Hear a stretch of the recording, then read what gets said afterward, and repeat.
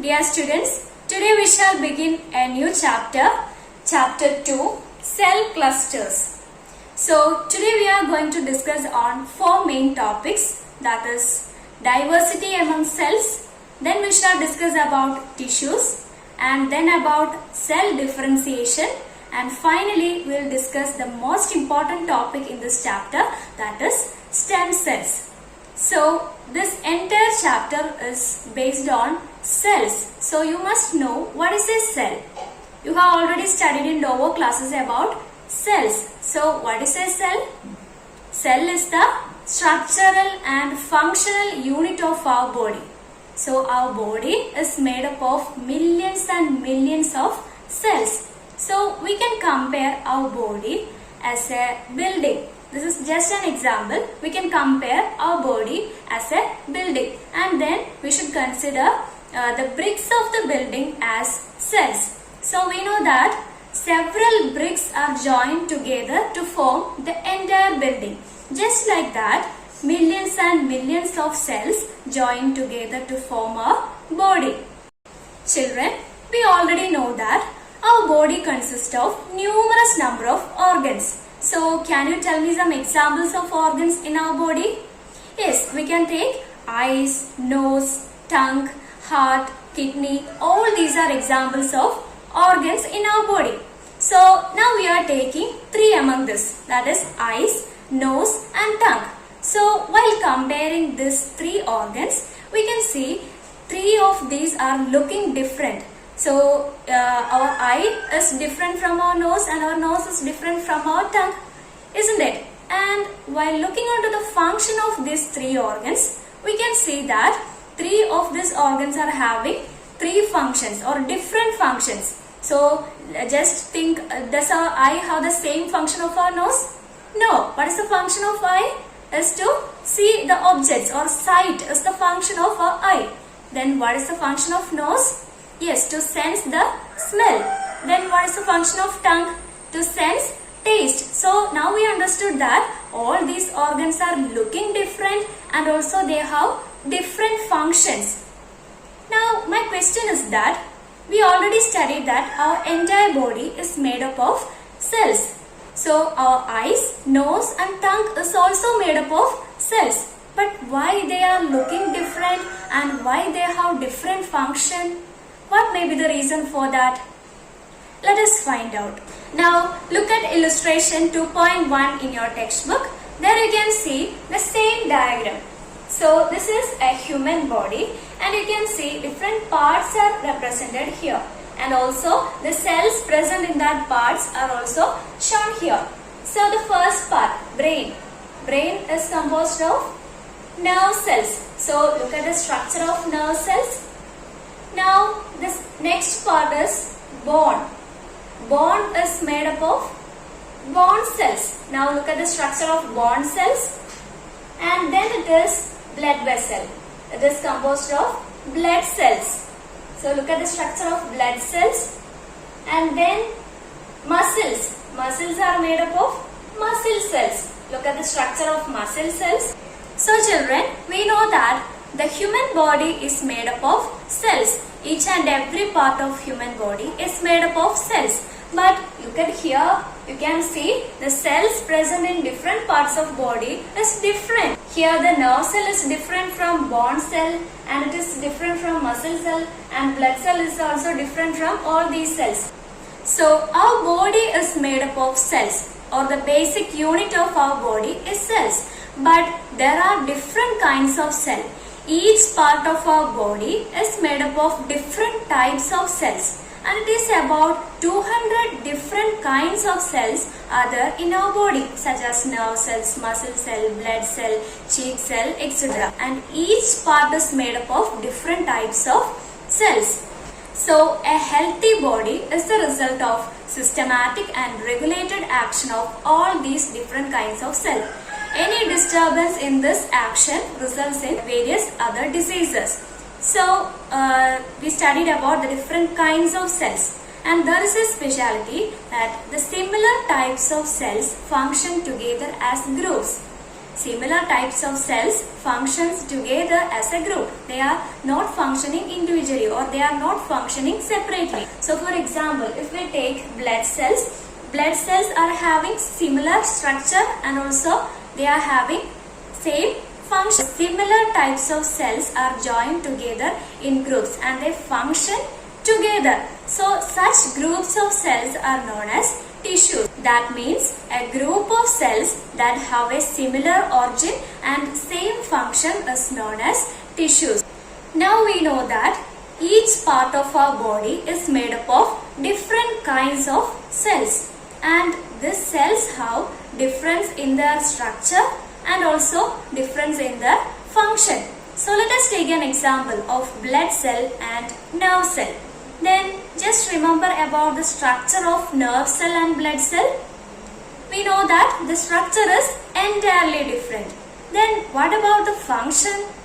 What is the function of blood cells?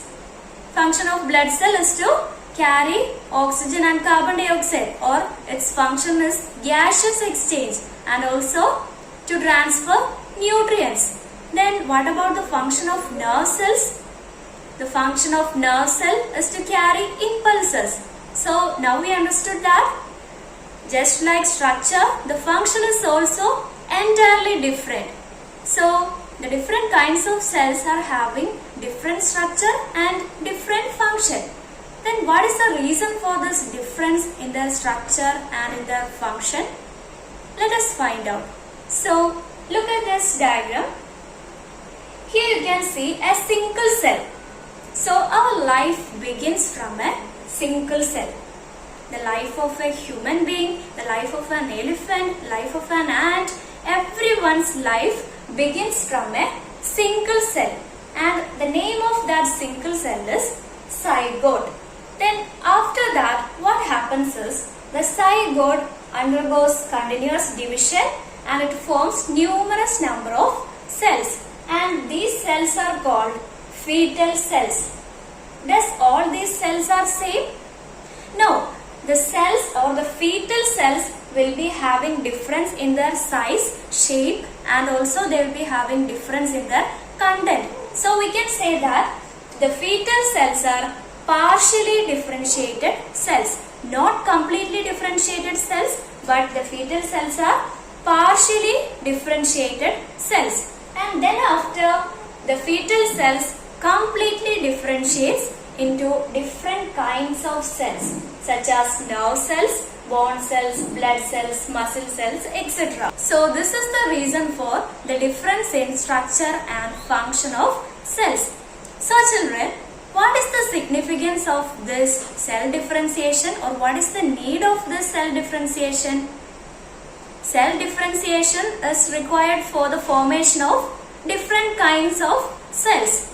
Then different kinds of cells are required for carrying out different functions in our body. So there are different functions or different physiological activities are taking place inside our body. So for carrying out all these activities, we need different kinds of cells.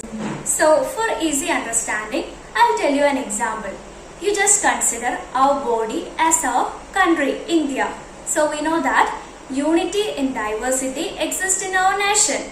So we know that in our country there are a huge diversity in language, in religion, in geographical conditions, so and so. So a huge diversity exists in our nation, but still our country is going smoothly. That is because of systematic and regulated function of all these diversities.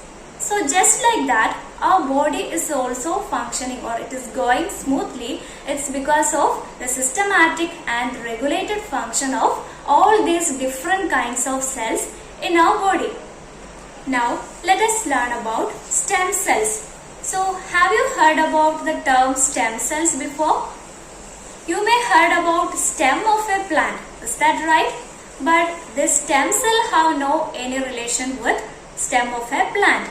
But this is a special type of cell present in our body. So first, let us read the newspaper report which was given in your textbook. A giant leap in stem cell research. Science has succeeded in artificially developing tissues from stem cells. A lot of research has gone into this achievement, which would become a milestone in the field of medicine. So, from this newspaper report, we understood that the stem cells have a great possibility in the field of research and the field of medical treatment. So, what are stem cells? These are special type of cells present in our body that have the ability to form into any kind of cell. So the stem cell can form into a blood cell, or it can form into a bone cell, or it can form into a muscle cell, so and so. So the stem cell have the capacity to form into any kind of cell. In our body, stem cell may differentiate into another type of cell, or it may exist as stem cell itself. Then what is the role of stem cell in our body? In our body, if the cells of a tissue destroys, new cells are formed from this stem cells. Then where we can see the stem cells, or where is the location of stem cell in our body? The stem cells are located in bone marrow, digestive tract, and it is also present on our skin. So where is the location of stem cells? It is present in bone marrow, then on our skin, and also in digestive tract. So this stem cell have a great possibility in the field of research and also in medical treatment field. So we can use the stem cells for the treatment of blood cancer, Parkinson's, and diabetes, so on. So many such life-threatening diseases. So, and also we can make artificial organs from this stem cells. Nowadays we know that we are suffering in search of donors of kidney, eye, liver, then heart and all. So we are not getting donors. It's very difficult for kidney patients, eye patients and all for getting donors. So if research in stem cells improves, we can hope for preparing artificial organs by using stem cells. So the stem cells have a great possibility in the field of research and also in the field of medical treatments.